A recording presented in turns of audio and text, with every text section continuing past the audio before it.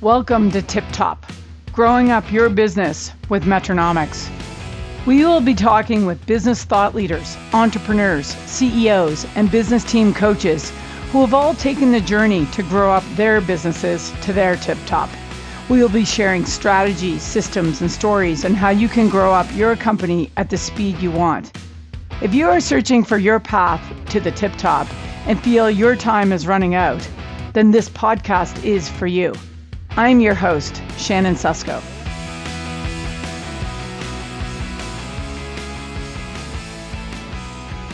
Hi, everyone. Welcome back. I'm so glad you're here. Today with me, it's Spencer Sheinin. Spencer has a great background. It's one that maybe people might be afraid of, but you definitely shouldn't, because the experience that Spencer has is one that I want to share with you, because it's all about making it simple. And as entrepreneurs, CEOs, and leaders, it's all about simple. So I hope I didn't wreck your theme today, Spencer, but welcome. Welcome. Thank you. Great to be here. Appreciate your time. Yeah. Well, Spencer, we're going to start out with your background, because I think it's really important that people understand your background. The context in which you do everything today, I know, comes from your background. Yeah. So Spencer's a CPA, right? Correct. CA. Yep. 15 years. It's kind of like it's a bonus degree, because when I did it, there was CPA, CGA, and CMA. I got a CA. And then they merged them. So now I have a CPA as well. So it sounds like I've got a couple degrees, but it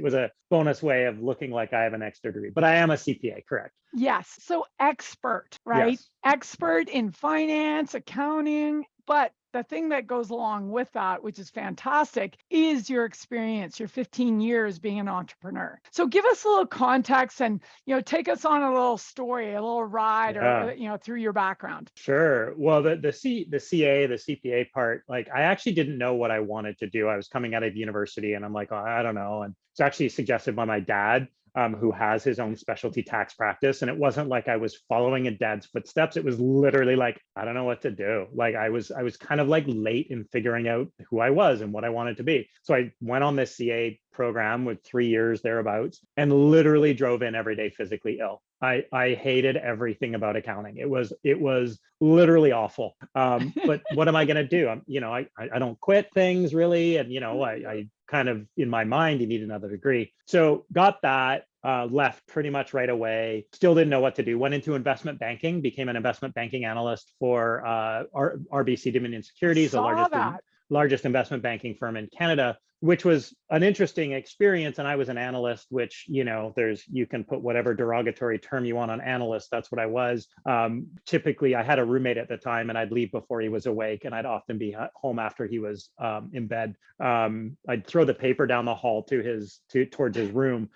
He said that was his alarm clock. He knew it was time to get up when I was on my way off to work. Oh my gosh. And I didn't really enjoy it. And so through a coincidence, I ended up meeting my then business partner. And he's like, hey, do you want to buy a business to buy? And the funny thing was I was a CPA, I was an investment banker. I knew how to do deals. I understood the finance side. He didn't have a degree. He'd never had like a normal job. He was just this entrepreneur that did a bunch of stuff. And we're like, hey, we might do well together. So we got together and we actually bought a business. And for me, that was the job. I'd done the deal. I'm not a lawyer, but you see enough agreements, you kind of know how to work through them. And the funny thing is, so we ended up with this business and it was a manufacturing business. We made skincare products, contract manufacturing and private label. Wow. And I sat down at my desk the first day and I'm like, I don't know what to do. Like, I literally, I did the deal. Like, isn't my job's over? That's all I'd ever really done is you go in for 2 or 3 weeks, do the job, you come out. And there was all the people telling me where to go and what to do. So I'd never actually done it. And so I made every mistake possible. As we do, and literally had no idea, and just sort of like the phone rang, so I answered the phone, and we were doing a few $1 million at the time, and so I had to pick up the phone. There was a problem, so I'd run down on the shop and I'd try and fix it, and then I just went and did everybody's job for them because I'd work hard and I cared, and it was my business. So made literally, if there's a mistake to be made, I made it, and I probably made it more than once. Did not know about anything like business systems, if we had a Metronomics, it just not to promote you, but like if we had a Metronomics or even something similar at the time, it would have made all the difference. Yep. This is what we were looking for, all of us. Yeah. And so when I did, and for me, a lot of my learning came through the Entrepreneurs Organization. I was like, oh my God, there's a different way. And I saw someone speak, and I just like, my partner and I were there, and we looked at each other. We were just laughing because we're like, oh my God, like how bad are we? So, then went through the process of actually putting some business systems in place. Along the way, my business partner, who had another business, which was construction, building high-end custom homes in Vancouver. That was his business. When he invited me to find another business together, he invited me, and his partner exited, and he said, why don't you come and be a partner, with the idea of processing me out of the business. And so I became a partner in that business as well, and decided very quickly that he was the advantage of that business. So in terms of, it's hard to process when you see somebody sit with clients and the client says, we'd like this. And he'd sit back and he'd think, and he'd go, that's not what you want. You want this. And they'd be like, that's what I want. I'm like, I can't process that. You're psychic. So anyway, I was a partner in that business for a number of years. And then around the same time, my dad, who, yes, is a CPA, he was also had a cold storage business, and his partner retired. So I came and I became partners with my dad, which is a whole different suite of fun and interest and challenge and all that stuff. My dad, who turned 80 somewhat recently, is still working full time in the tax practice. He's a machine. So I had all of those businesses, and I was kind of like in my early mid 30s. And I'm like, we had a couple hundred employees, and I'm like, how did this happen? Like, this kind of like, I just sort of woke up one day. But kind of post 2008, I spent a lot of time not sleeping. One of our businesses was real estate backed. Another one was high-end construction. We'd put a general manager in place of the manufacturing business with the idea to extract out of the day-to-day, and all of that compounded. It was kind of like a perfect storm. Spent a lot of time not sleeping, etc. And eventually realized, I was like, aside from that, I also realized I wasn't connected to the businesses. I wasn't in love with the businesses. So went through a journey to exit all of them through various means. Best described as not quite as good as I would like, but maybe better than it could have been. That's pretty good. Yeah, no, it was okay. And it set me up to be like, okay, what do I actually want to do in life? Which kind of brings me to shift in what I'm doing now. Long story. And I was at an event, and there was a finance speaker who was brilliant. And he actually had developed a lot of the system that banks analyze businesses, especially entrepreneurial businesses. Super interesting. Now, I'm a CPA, and everybody else in the room was entrepreneurs. And I'm like, literally like, okay, got it. Okay, got it. Like, it was like super intense and fast.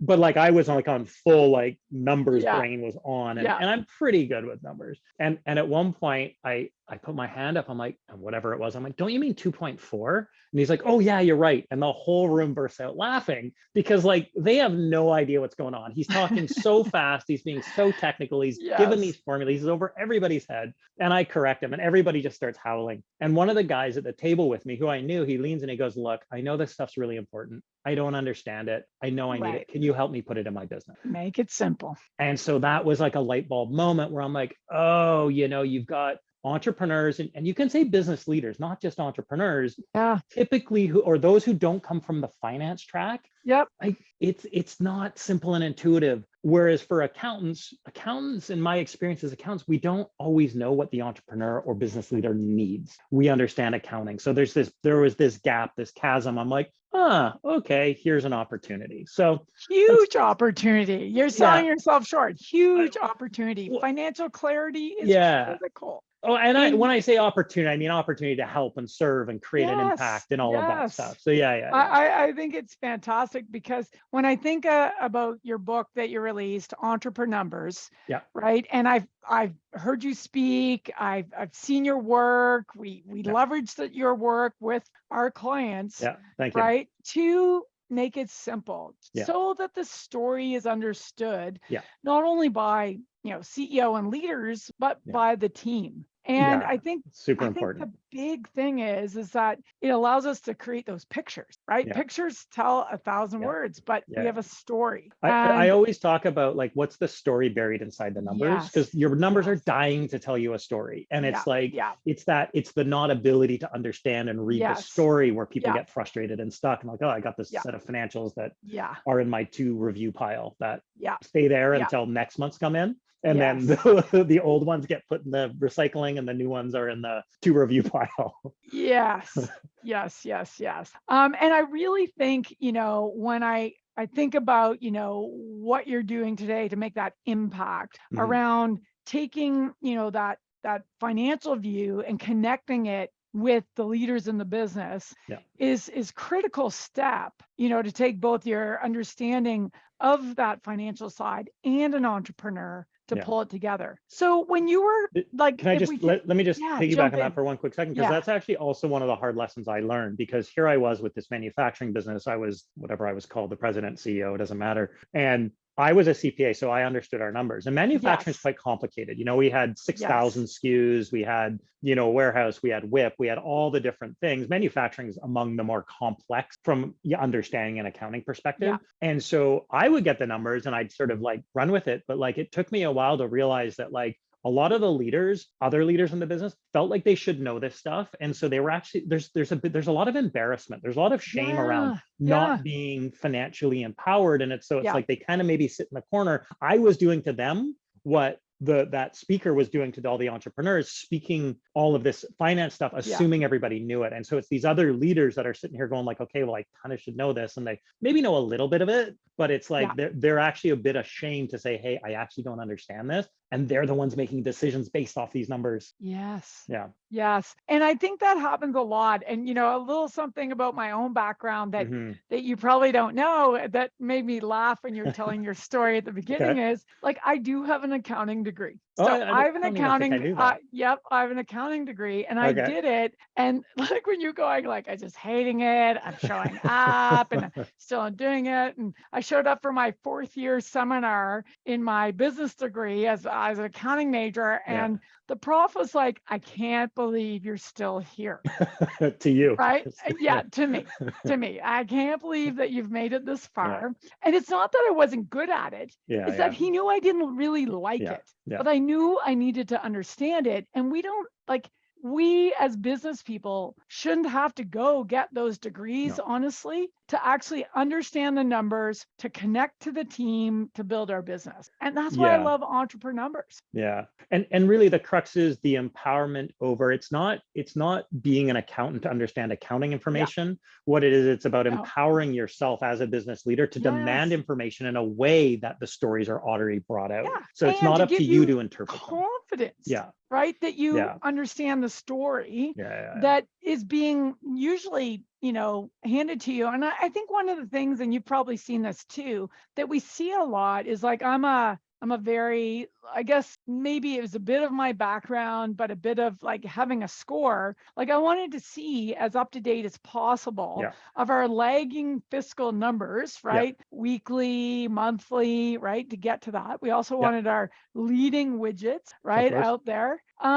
But a lot actually are, I run into entrepreneurs and CEOs and leaders who are, talking about getting their sort of financial statements, at the end of a quarter and Yeah. only quarterly. Yeah. Like I'm just like, and a little bit of it is It it hurts your heart. avoidance, right? Because Yeah. really, what does that mean? Yeah. Right. And I, sorry if that's It disrespectful it to it people hurt listening. it hurts your heart to hear Oh, like you're getting so it much. quarterly. Yeah, I know. So much. Yeah. Because when I think of, a game being played, it's sort of our financials are a lagging score. Yeah. Though if we can, the further up chain, that's why we use the non-fiscal widgets Yeah. that are all attached. It's like getting out in front of it. And we should never be surprised with the lagging score Yeah. that we're And losing the game. exactly. And I think that's a really important point. And I think it's really important to distinguish those two things. And the way I think Yeah. about financial information, the financials, and I may be oddly a little less stressed if you get it on the 3rd, the 5th, the 8th day of the month, as long as it's not the end of the quarter. Yeah. to me, the core of those lagging is because they're telling a story of some root problems within the business. Yeah. And so using the historical financials, it's done. Last month is done. We're on, whatever it is today. Yeah. Last month is done. We can't do anything about last month. I mean, there's some accounting hokery pokery you can do, but let's ignore that garbage for a moment. But factually. Yeah. Cash in, cash out, like all that stuff is done. Yeah. And so we can't do anything about it. So whether you know that on the 5th or the 9th or the 12th, honestly, doesn't really matter. Yeah. And that's, of course, with the leading. But what it allows us to do is look backwards and say, hey, for 3 months in a row, this same problem has been occurring. We've got this problem with our market. We've got our problem with our expenses. We've got our problem with whatever. And those to me are the stories, are what's the root issues that's facing the business so we can fix it in the future. Yeah. And then the forward looking, all of the kind of the future, the leading metric stuff, that's supporting what we've learned in the past, what we need to change. And now we can focus on that and make it better from the, it's really less about I'm a little less fixed on exactly, this day or that day, because it's about fixing the future, not about worrying about the past. Yeah. And one of the things that, sort of played into maybe our own journey, in our companies was, shortening the lag after the end of the month to receiving that information, because that's what it is. It's factual information. And one of the things that really helped us actually, I think we got it down to 5 days, 5 days, 7 days, 3 days, whatever, right? If you're in single digits, you're doing pretty well. It's good. Yeah. But the thing why, we were, pushing for that was, one, to just get, that view, that line in the sand. But the big thing is that when we were doing our monthly meetings, we had a monthly rolling forecast meetings. The things that informed us and where we were going to end the month were in our leading non-fiscal numbers, the things that we controlled, the things that the team controlled. And we had that score every day.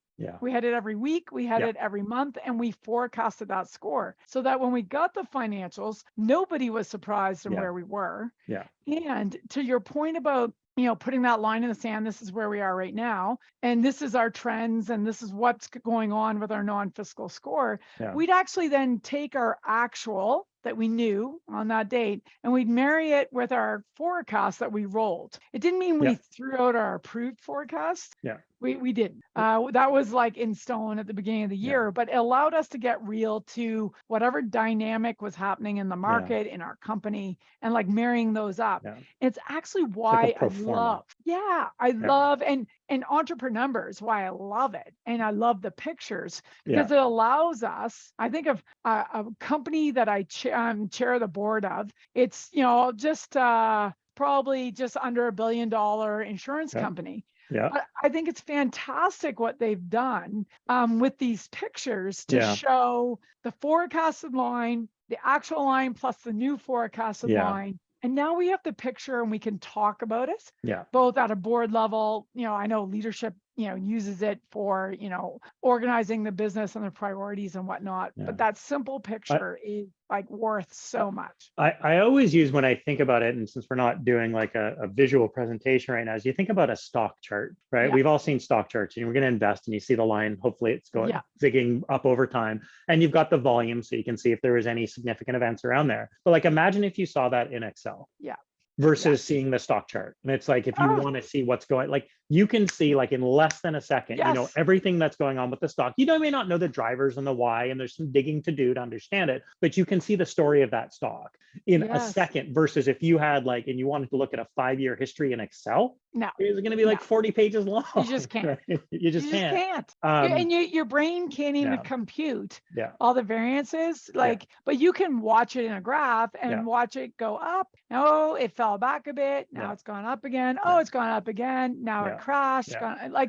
And you don't have to powerful. You don't need to know anything about stocks to understand what's going on with that. You don't know. That's the beauty of the simplicity in the picture. The other thing I wanted to circle back on when you were talking about the benefits of that 3-day, 5-day, 7-day, whatever, is actually just the discipline, the actual discipline of getting it done. And that may sound funny, but like when we see people, and I'll tell you a quick story on this. This was a client of mine. I don't do a ton of coaching myself, but I do take on a few kind of finance related coaching clients now and then. And this was a survey company. And they had the problem you were talking about. It was they weren't trying to, but because of some issues, they weren't getting their financials out for between 60 and 90 days. And we were looking at it, and it was a really healthy company, lots of profits. You're looking at it going like, why did the owner just cut a check for 250K to the business? Like that's a pretty frustrating thing as an owner. I've been in somewhat similar situations. Yes. And I was looking and I'm like, it's profitable, everything looks good. Well, what was happening because of that delay is the delay was happening because their invoicing wasn't getting on time. Something was going on in ops that, tyically they were invoicing at the end of the month, but they had a backlog. So it was getting up to the end of the next month. Well, if you did a job on July 1st and you're not invoicing it until August 31st, and then there's a 30 or 60 day thing. And sometimes they were even 90 days to invoice. Yeah. They went, they added $2.5 million to their balance sheet just by improving that process, because you look at what's the story. The story is our receivables are the problem. What's behind the receivables? We're not invoicing on time. Okay, so let's not wait to the end of the month. Let's try for the week. Ultimately, it should be same day. But like, what are the tactics we can do to move that? And it's just that there was one thing that added $2.5 million to the balance sheet. And I think it was like 120 days by understanding that particular story. Totally. But if you don't wait if you're waiting for 90 days, that's 90 days where you can't act on that story. Yeah. So, And I love that, because it picks up where, my businesses were subscription businesses. Yeah. Right. So tough, right? Those are tough. And so we, worked our simpler business from model an accounting perspective, but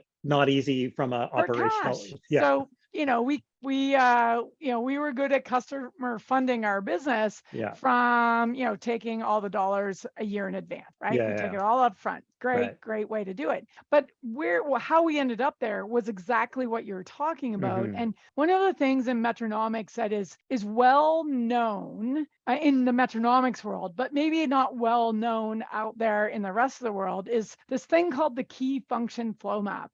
And it marries up your cash conversion cycle with the widgets, the things that flow through your business. And when we do those two things, it helps actually, we want to bring that, forward so that we're not waiting. We know every day that cash is not actually invoiced or collected on, right? There's days through that KFFM. It makes a difference to what's actually in the bank, right? And we always forecast cash first. Yeah, I 100% agree. Cash first. Yes. And the other thing, what I love what you were just talking about, and this is where I get to with the simplicity. And it's like, you think about ratios. There's ratio analysis. There's ratio analysis that'll drive you crazy, and it's overwhelming. And what do I do with this? What do I do with that? You mentioned cash conversion cycle, and it's like, the job of the business leader again is to demand from the accounting team what is the information they need, and of course, cash conversion cycle very much fits within there. Yes. Do I need a page of ratios that I don't fully understand? No, but if I know cash conversion cycle is 300 days, and I have a target of 150, or I have a target of 90, or whatever it is, depending on the business, now I can start to see that story by picking those. And this is a mixed job of the owner, leader, and accounting team. What are those key stories? What are those key metrics, so that I can do it without getting overwhelmed? Yeah. And we took that, like, I think back to my first business that we were trying to figure out the cash conversion cycle, and we were doing it probably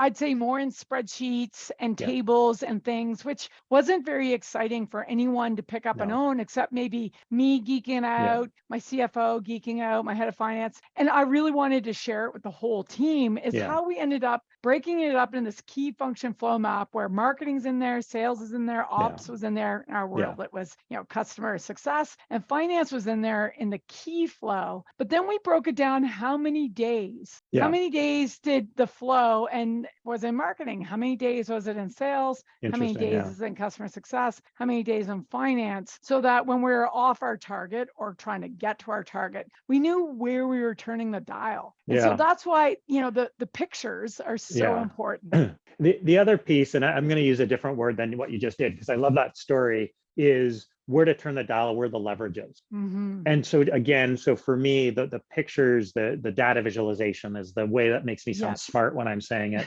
So, when you're using data visualizations, when you're using that, to me, it's about where's the leverage in the business? How do we understand? And this again is what the empowerment is when you understand, there's only a few key levers, financial levers in the business. There's only actually a few things you can do to drive increased profit or cash in the business. It's way less. It's like 6 or 7 things. And so if we know what those key levers are, and we've got the data visualization, those pictures to show us which one's off, we always hear, and this probably more than anyone, is, everybody talks about sales. What are your sales? What are your sales?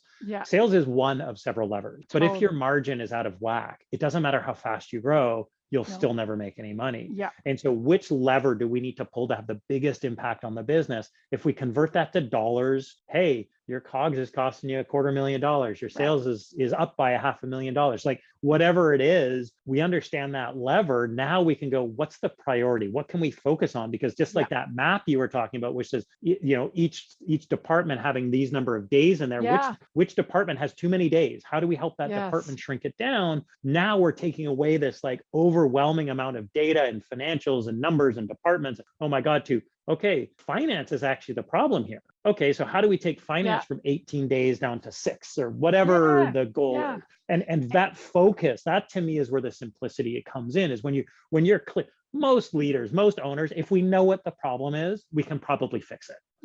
Not a lot of problems we can't fix.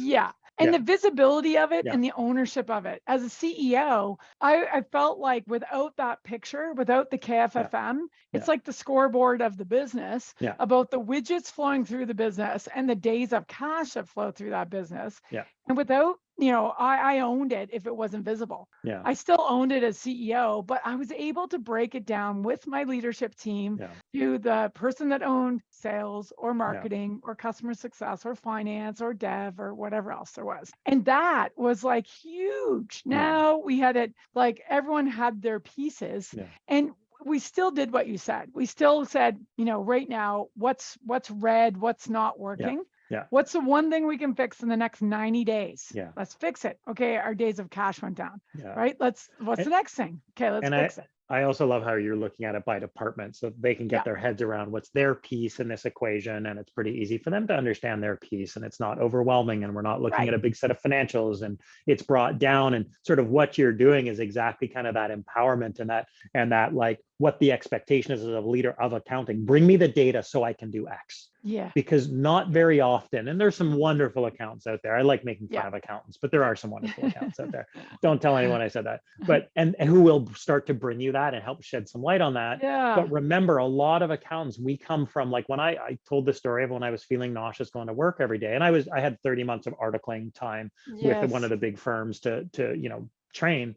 I was learning how to do audits. I was learning how to do reviews. I was learning how to do taxes. I wasn't learning how to be a business strategist. I wasn't learning how to be a business analyst. And that's one of the other big gaps. I think a lot of business leaders, a lot of business owners are expecting the accounting team to come forward speaking like you are. We need to do this. We need to break this down by department. But a lot of it, like I was trained to do debits and credits. That's what I was trained to do. Why would anybody expect me to be able to come into a business, analyze it, and bring forward those simple stories? No.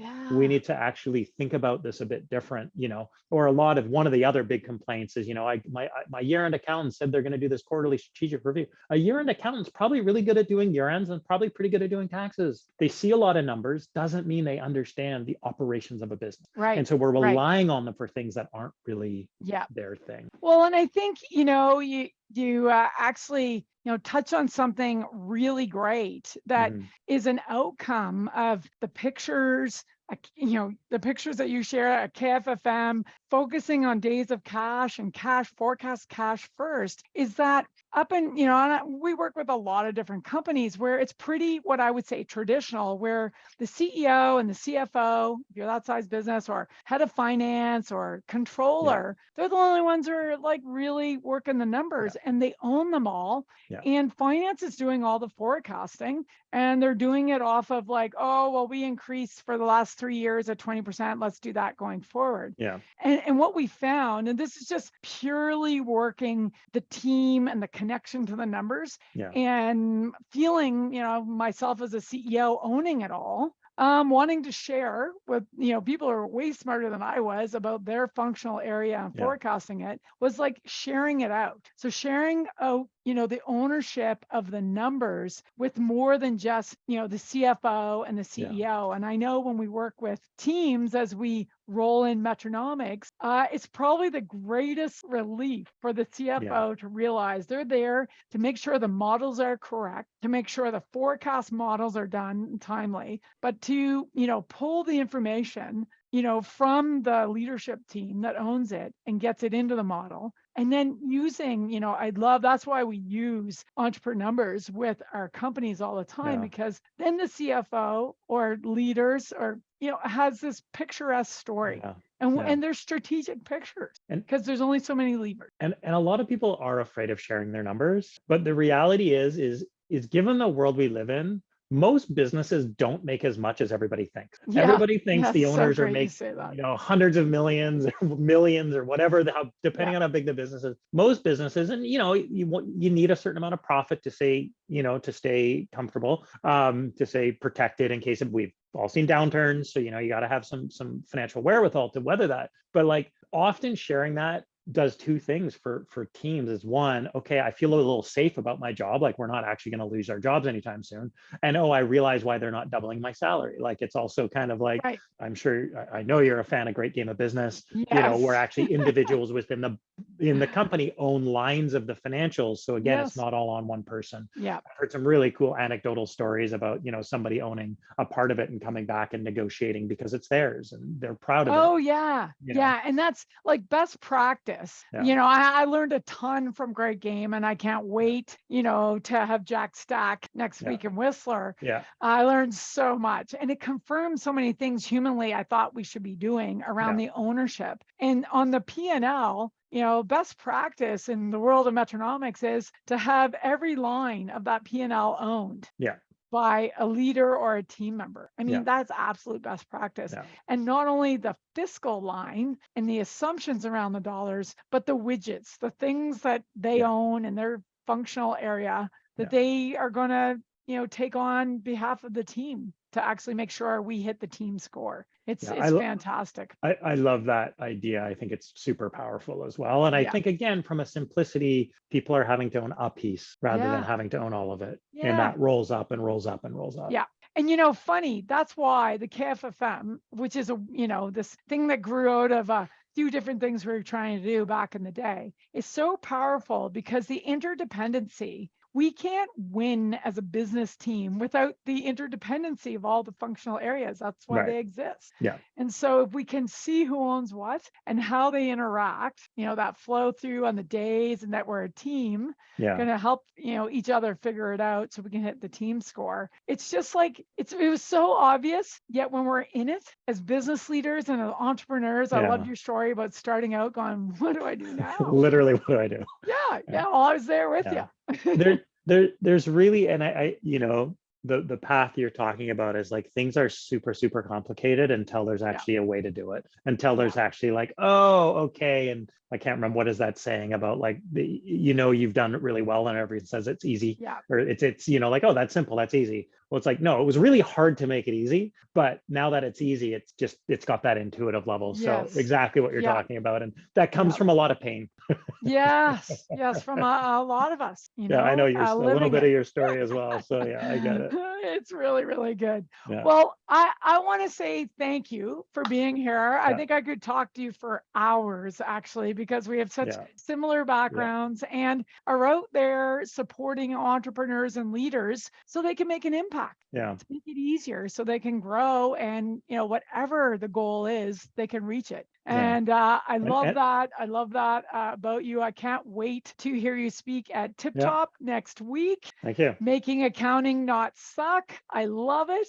It's a great topic. And I think it will be really well received from the group that will be there. And I know the things that you're doing today are well received. And thank you for giving me time today to talk about, geeking out a little bit about numbers and making them simple. Super fun. Thank you so much. Also looking forward to next week. As I told you offline, I'm bringing my team and they're all super excited as well. So we'll all have a lot to learn while I'm also sharing. So thanks so much. Thank you again. And we'll see you next week.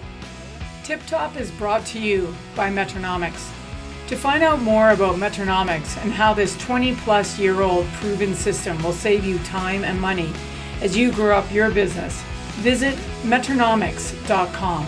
That's Metronomics.com. Also, search for Metronomics in Apple Podcasts, Spotify, and Google Podcasts, or anywhere else podcasts are found.